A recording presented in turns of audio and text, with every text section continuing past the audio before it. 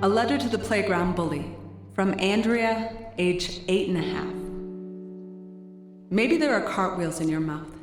Maybe your words will grow up to be gymnasts. Maybe you have been kicking people with them by accident. I know some people get a whole lot of rocking in the rocking chair, and the ones who don't sometimes get rocks in their voice boxes become slingshots. Maybe you think my heart looks like a baby squirrel. But guess what?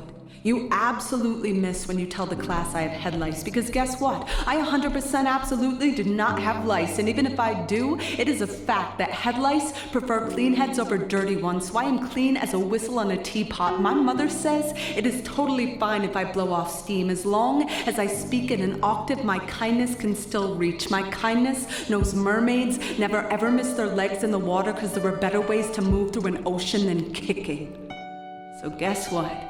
If I ever have my own team, I am picking everyone first, even the worst kid and the kid with the stutter like the skipping record, because I know all of us are scratched. Even if you cannot hear it when we speak, my mother says some people have heartbeats that are knocking on doors that will never ever open, and I know my heart is a broken freezer chest. That's why I can't keep anything frozen. So no, I am not always crying. I am just thawing outside the lines, and even if I am always crying, it is a fact that salt is the only reason everything floats so good in the Dead Sea. And just because no one ever passes notes to me doesn't mean I am not super duper. In fact, my super duper might be a buoy or a paper boat the next time your nose is stuck up the river, because it is a fact that our hearts stop for a millisecond every time we sneeze, and some people's houses have too much dust.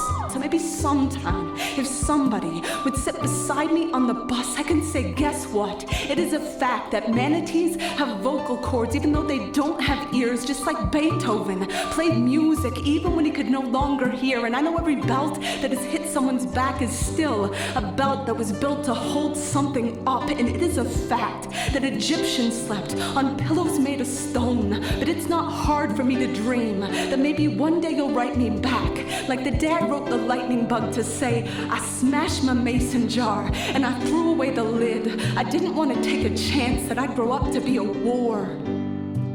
I want to be a belly dance, or an accordion, or a pogo stick, or the fingerprints, the mason leaves, and the mortar between the bricks to prove that he was here, that he built a roof over someone's head to keep the storm from their faith. My mother says that's why we all were born, and I think she's right. So write back soon. Sincerely yours.